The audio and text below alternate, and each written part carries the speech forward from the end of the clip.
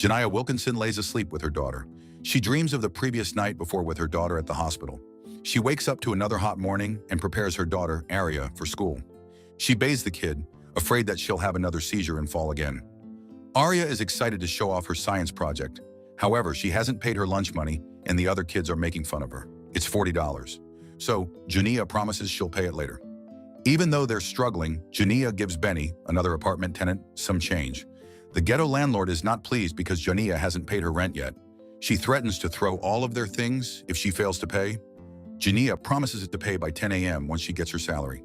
She drives Aria to school and waves hello to her teacher, who waves back. By the time Janiyah gets to work, the grocery store is already chaotically busy. Not only does she deal with the cruel store manager, Richard, but she also has to deal with rude customers trying to buy Takis with their WIC card. A friend offers her money for Aria's medication, but Janiyah politely declines. Then she receives a phone call from school about Aria's bruises and her lunch money. Janiyah explains that the girl is sick and that she fell. She also adds that she'll be paying the $40 lunch fee later. Janiyah asks Richard for her salary and a quick break to go to Aria's school. Although he's pissed, he gives her 30 minutes but doesn't give her any money. Why Richard look like Uncle Ruckus on Ozempic though? Janiyah heads to the bank. She only has $47 and needs 40 from it. However, she couldn't withdraw her money. The bank manager, Nicole, explains that if the account holds less than the required minimum amount, it will close. Janiyah is okay with that and asks it to be processed immediately. But Nicole doesn't let her cut the line. When she gets to school, social workers are already taking Aria. They say that the teacher reported that Aria goes to school hungry and dirty. Janiyah insists that despite being poor, she takes care of her daughter well.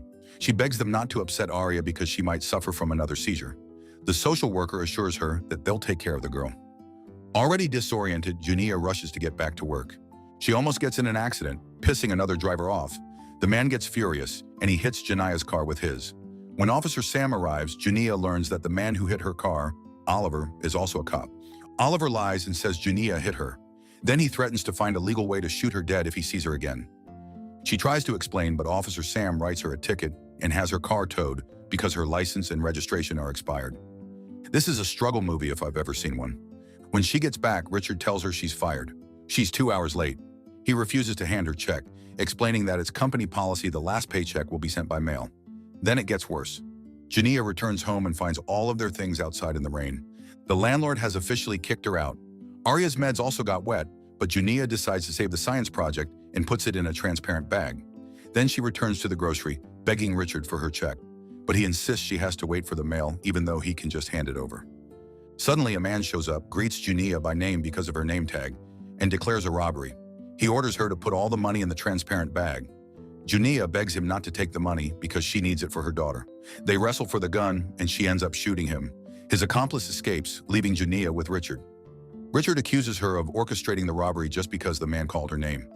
Janiyah explains that she's still wearing her name tag, but Richard doesn't listen and immediately reports her to the 911 operator. Then she shoots him before taking her check. Even with all the money right there, Tyler Perry loves to keep Taraji screaming in trauma. Just look at acrimony. Detectives Kay and Billy are called to the scene. Billy thinks that Janiyah was in on it, having seen the security footage of her shooting Richard. But Kay thinks she was also a victim because no money was taken.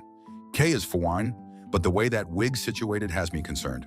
At least her makeup on point. Janiyah's friend also defends her, saying she's a good person. Meanwhile, Janiyah heads to the bank. Even though they're about to close, Nicole lets her in. The teller, Tessa, refuses to cash her check because Janiyah doesn't have an ID with her. She frequents the bank and knows that she's already a familiar face.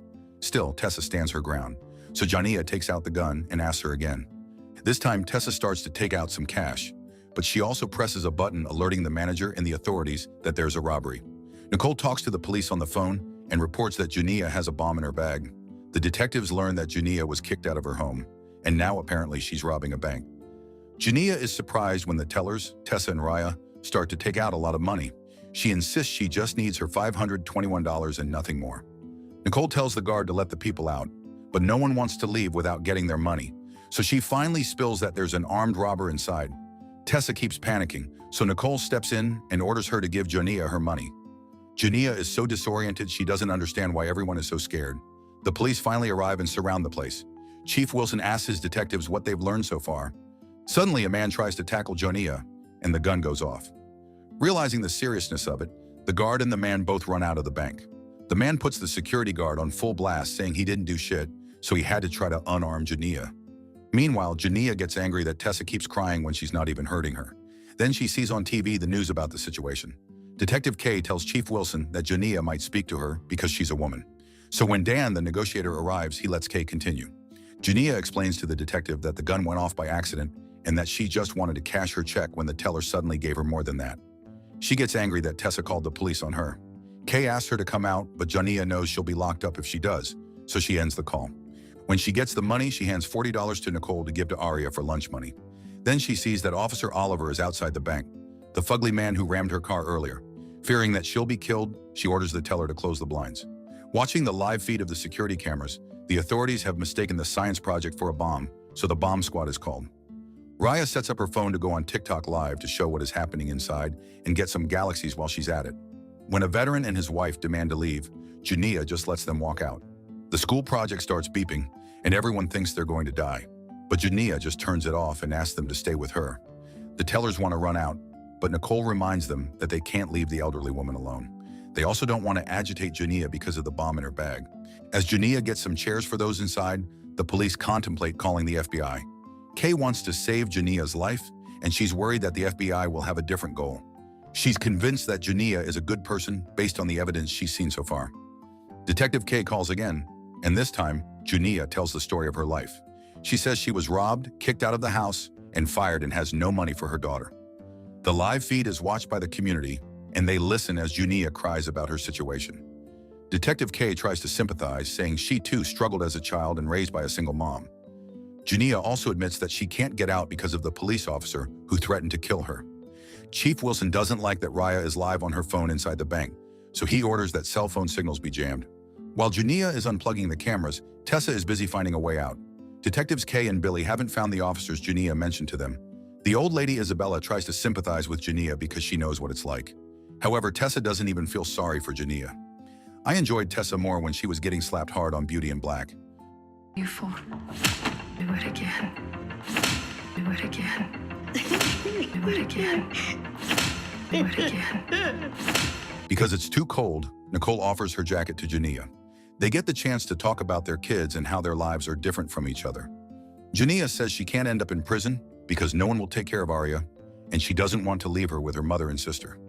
Nicole tries talking some sense into her, but Jania says she'll figure something out.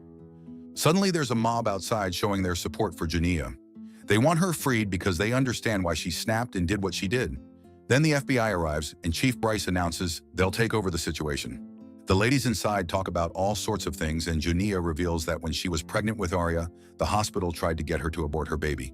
She doesn't have anybody to help her. Nicole assures her she's on her side, so Jania asks her to take care of Aria until she gets out of prison. The bank manager assures her she will.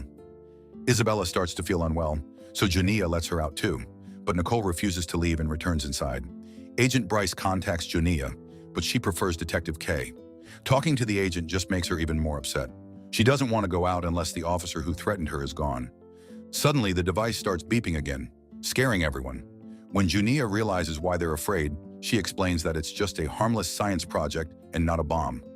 Scared, Tessa heads to the bathroom and writes a message on the window saying there's no bomb and that Jania only has one gun. Jania wants to call the authorities and say it's not an explosive, but Nicole stops her. She explains that the assumption that she has a bomb is the only thing stopping the authorities from coming in.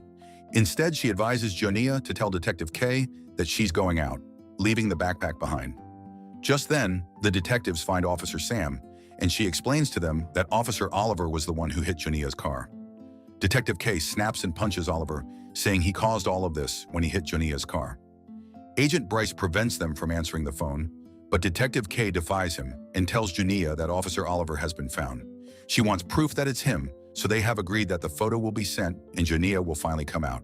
But Officer Bryce refuses to turn on the phones unless the hostages are released. So Detective K heads to the bank and shows Jania Oliver's photo. After confirming, she lets the two tellers leave. But Nicole decides to stay behind and stand by her. Then Jania receives a call from her mother. She argues that she didn't rob the bank and just needs her money for Aria's medicine. So her mother reminds her that Aria is already dead. She died the night before, after having a seizure. They took her to the hospital, but it was too late. Suddenly, Jania comes to realize that the entire day she was only imagining her daughter. She was alone the whole time she thought she was with her. A social worker didn't take the child, and it was just Jania hallucinating. Nicole admits she learned the truth a while ago.